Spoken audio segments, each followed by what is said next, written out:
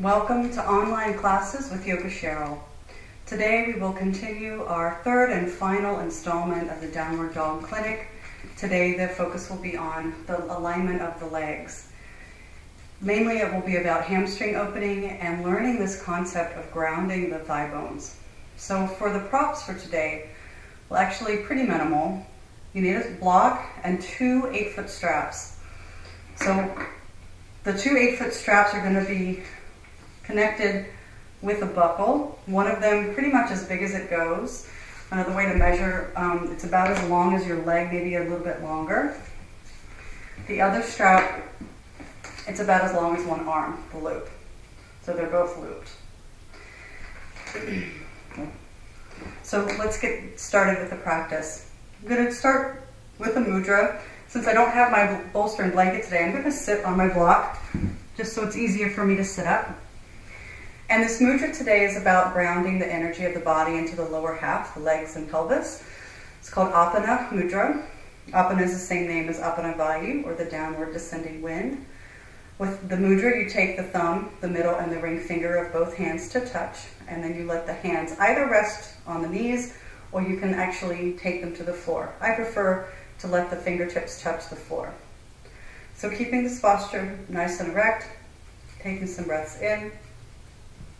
And as you breathe out, imagine the energy draining downward towards the pelvis, towards the legs, and into the earth. So inhaling and exhaling, grounding the energy down.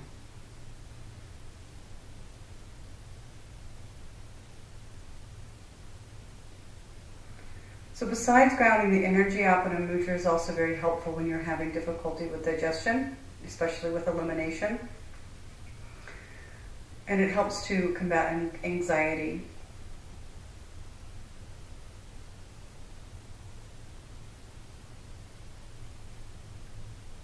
So a few more rounds of breath here.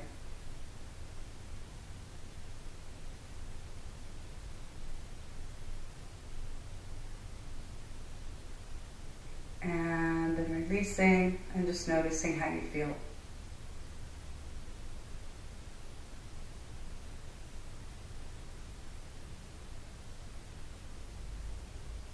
Good.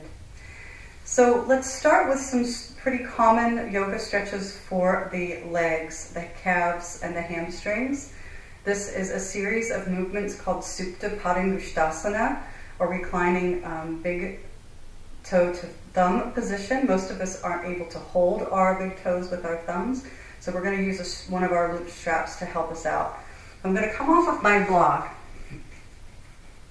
and I'll place it over here by the wall because I'll use it in a minute. And then I've got my two loops. I'm going to get the shorter loop and use that to help stretch my legs. Now, if you want to do this in up against a wall, you can actually do this up against a wall, where you would lie down with your foot all the way up on the baseboard. I'm not going to do that just because it makes me go a little out of frame, so I'm going to lay down on my back and bring the strap and double it over so it's got the loop here, and go ahead and let the right foot go into both sides of the loop. Just to make this look a little bit neater here. Okay, 1 second. There we go. So my hands are going to go on the inside of my loop. So this is basically creating a little handle for me. I don't have to worry about my arms getting tired or my hands getting tired. And I'm going to start with the strap across the ball of my right foot. Shoulders are relaxed. Left leg is straight. So as I have the strap on the ball of my foot, I can feel a stretch deep in the calf muscle. Make sure that the left leg, the down leg, is grounding toward the floor. You're flexing your ankle, the strap is assisting in that. Take a few breaths in and out. We're going to hold each version of this pose for about a minute. Keep thinking of lengthening into the right sit bone, so you're not letting the right hip climb up towards the right shoulder.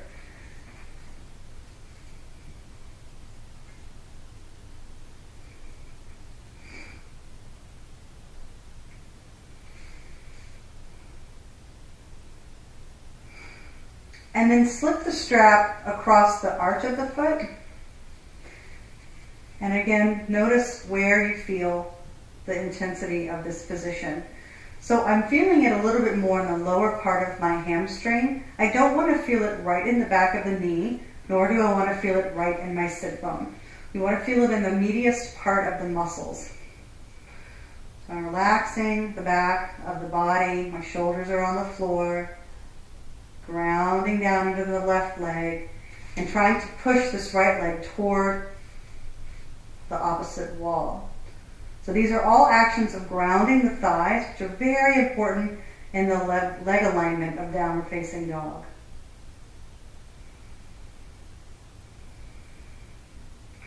And then slip the strap on the heel, reflex the ankle, make sure it stays, and notice where the stretch comes now. So now I'm feeling it more in the upper part of the back of my leg, but still not in the sit bone. Lengthen from sit bone to heel. Keep breathing.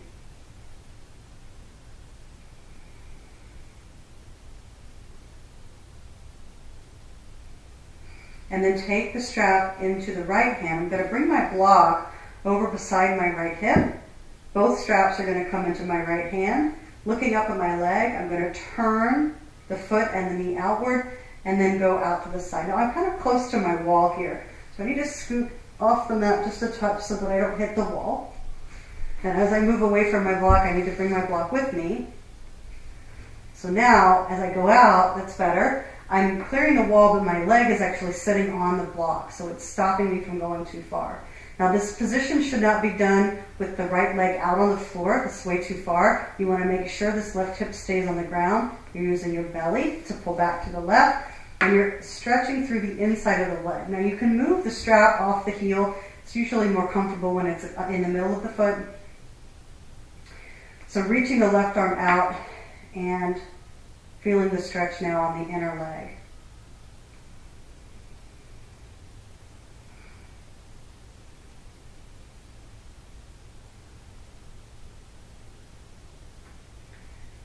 Breathing in and breathing out.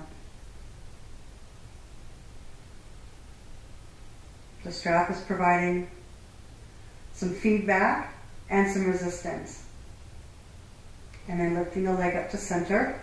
I'm going to move myself back on the mat so that I stay in the picture frame. Okay.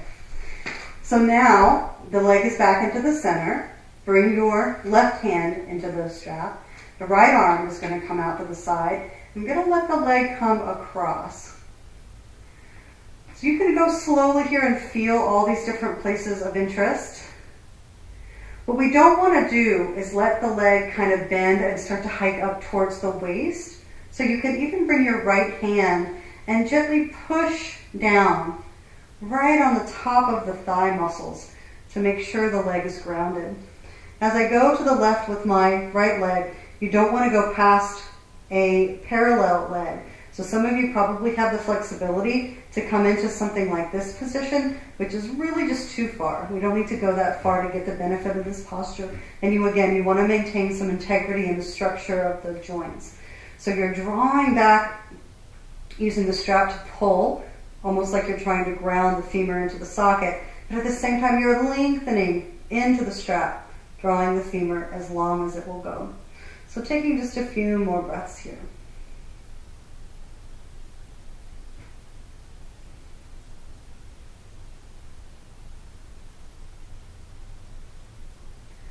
And then inhale to center. Use your belly and your hip to come up and bring your knee back to your chest. And roll out that ankle. Sometimes it gets a bit stiff from the strap. All right. So now let's switch to the second side. I'm going to bring my block to the left. I'm going to take my doubled strap, same idea here. The doubled part of it is going to go across the ball of my foot. My hands are on the inside of the loops, so it looks like this. Shoulders relaxed, legs straight, and right knee is extending. If you're tight in this position, let me show you what that might look like. Your strap is going to have to be longer, and your leg is going to have to be further away. You don't want to do this position like this. This isn't stretching the hamstring or the calf. So you want to make sure that the knee is totally extended. If you don't need the strap, some of you might have the ability to do this as the name implies. You take your index and middle finger between the first and second toe and hold the toe. Now if that makes you hyperextend your knee, which it does me, it's better to use the strap. So we'll come back. Those of you that are still with me, feel the calf stretch, and then slide the strap onto the ball of the foot, or rather the arch of the foot. So this is for the lower hamstring. Keep the foot flexed.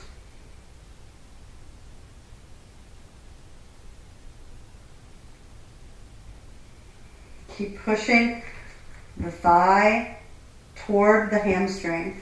So it's almost like we're trying to press the femur bone toward the back of the leg on both sides. So the right leg stays heavy, the left leg stays. So when you come back to constructive rest position for a moment, and then find your larger loop strap.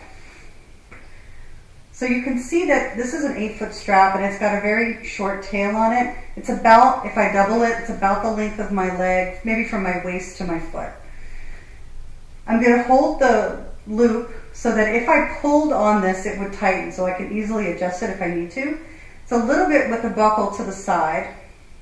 And then I'm going to bring sort of the other end of it around my back. Try not to get it twisted back there, so that it's right underneath the bottom edges of my shoulder blades. So right under the armpit area. And then I'm going to place both of my feet on the inside of the strap. And this position begins to mimic the position of downward facing dog. If you're having to bend your knees, you might need to use 2 straps connected together. So you can use this strap and this strap and make a really big loop. If you're very flexible, you might have a tighter strap, a tighter loop. Now I'm going to loosen mine just a touch. So just feeling like that's a little better. So I almost have no tail now. The feet are together. At first, I'm just going to feel this shape, this connection or orientation between my spine and my legs. Now if I don't try to ground my thighs, what happens is they start to kind of collapse and bend. So I'm going to need some help grounding my thighs. I'm going to use my other loop for that. So this is the loop that we were using in the previous position. I'm going to take the doubled loop across my lap with my hands on the inside of it. My hands in the loop are between my big strap and my body. I'm going to bring it right up to the top of my thigh bone, and I'm going to push straight down into my lap, lengthen my spine, and flex my ankles. So this is a pretty active exercise. I'm trying to lengthen my heels up away from my sit bones, not just locking my knees back. So I'm grounding my thigh bones, I'm lengthening my legs, and I'm mimicking the torso to thigh position of downward facing dog. So just hold this for a few breaths.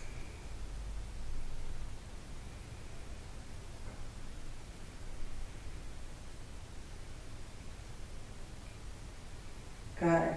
And then let's mimic the arm position also. So I'm going to take the strap away, bring my arms parallel, palms in, come up and over the head. So just keep grounding the thighs, keep lengthening the backs of the legs. Notice how long the spine is. My tailbone is not curling up toward the ceiling. In fact, my whole sacrum is still sitting on the mat.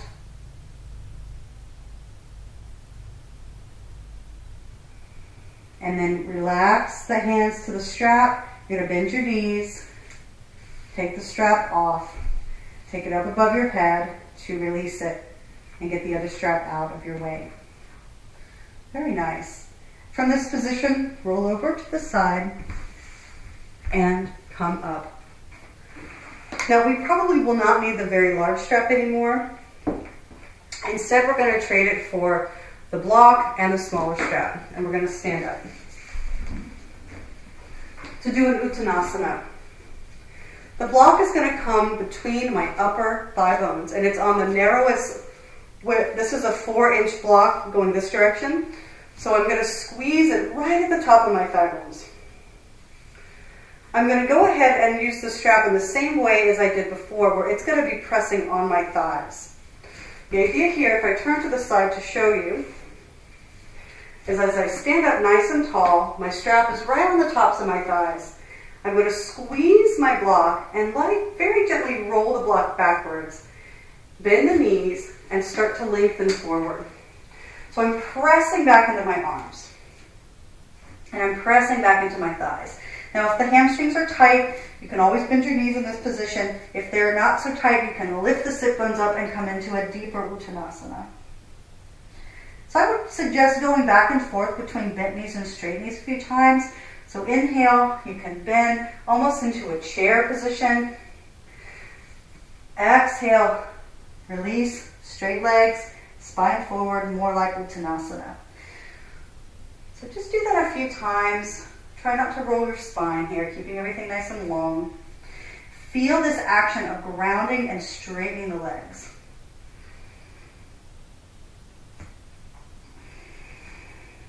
Good.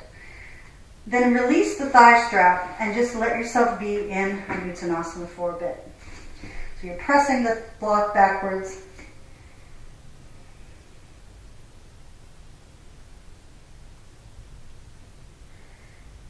And then if you could mimic now that same position, walk your hands forward and find a downward dog. Maybe you have to walk your feet back just a little bit. Same feeling, you're lifting and pressing the block back. This can be done with the knees bent. Make sure that the sit bones are lifting up. If the hamstrings are tight, you don't want to straighten the knees because it's going to pull you into a pelvic tilt. You want to lift, or pelvic tuck rather, this way. You want to lift the sit bones up and drop those heels down toward the floor. Remember our shoulder alignment, elbows drawing in, elbow to thumb alignment, shoulders are broad. Remember the spinal alignment, trying to keep the lower back nice and long. Perhaps the heels come down. Perhaps you need to walk your feet closer in so that they do, and you feel some contact between the heels and the earth. It isn't necessary for the heels to come down though, so you're perfectly fine doing the pose with them slightly elevated. Try to push as much of your body weight back toward the feet as you can. The more aligned the shoulders are and the hips are, the more likely that you can get that weight back on the feet.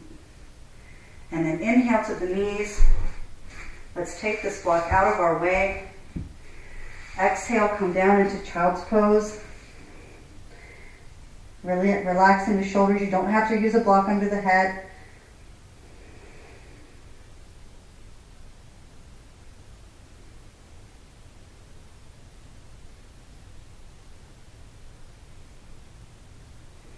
And then hands in front and push yourself up.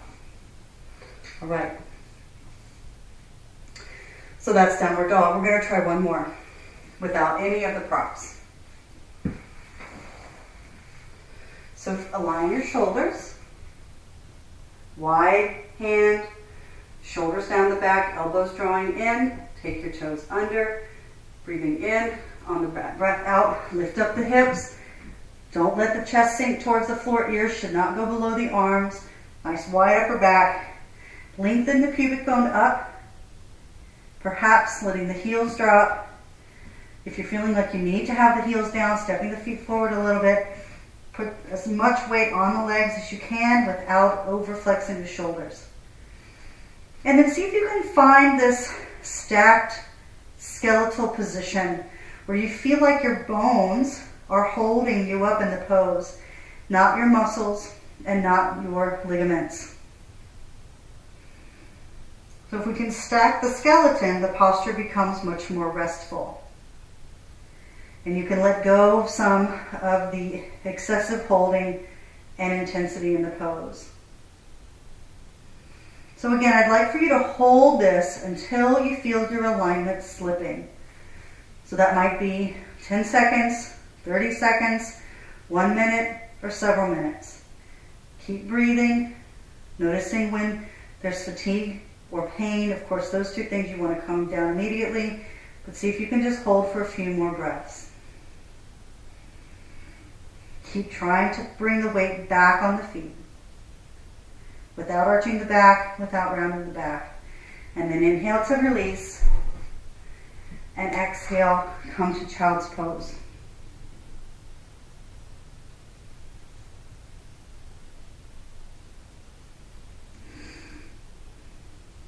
Reach the arms forward. Lay all the way out on your belly. We're going to do a bit of a back bend to release everything from all the forward bending we've done today. So lift up into Sphinx, shoulders down the back, legs long. And just be here. So you're dropping the pubic bone into the floor, drawing those shoulder blades down the back, keeping the heart lifted. If the low back feels sensitive, you can also lift the belly up. It will help to protect.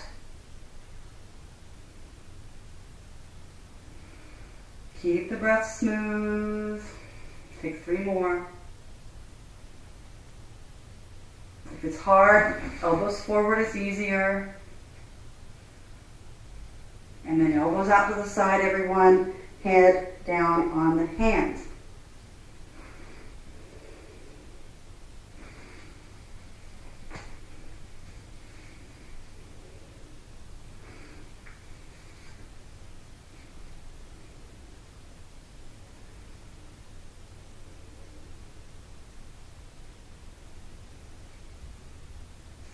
Roll over onto the back.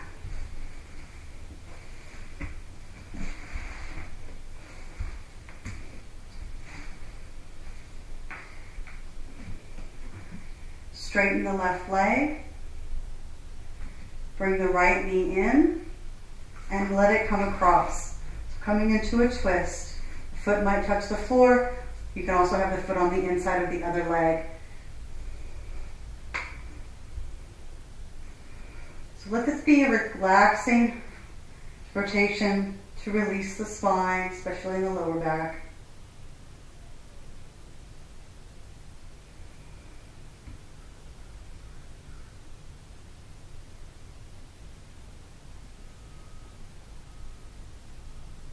And then back to the center, rolling to center, straightening the one leg, bending the other, and coming across with the knee.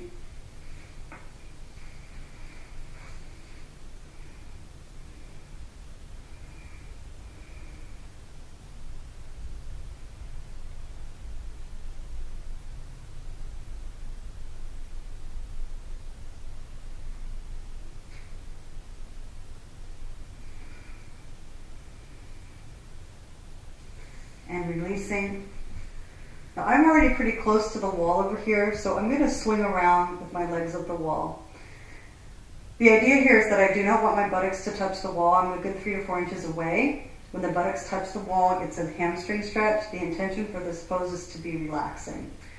So if I roll to the side and push up, you can get kind of close to the wall. Lay away from the wall and then roll over onto your back and let the legs come up. You want your sacrum on the floor. Now I'm kind of far away, so let me get a little closer. That feels better. You're always welcome to place a blanket under the body if you need to for this. For today, we're just going to practice this with the sacrum flat on the floor without any blanket or bolster or block underneath it to add lift. If you need a blanket under the head though, please take one. Relaxing the shoulders, palms are turned up. So this is sort of a restorative supine version of the shape of downward facing dog.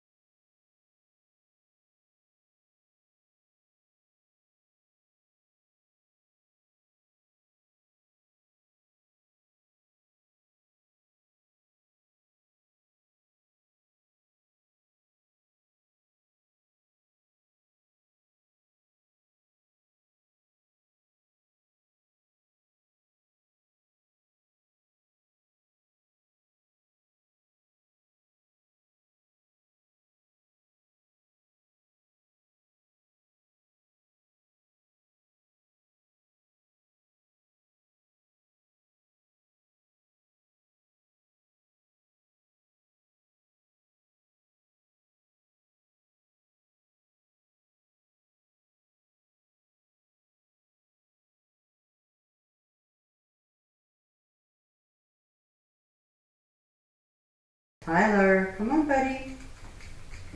Come see mommy.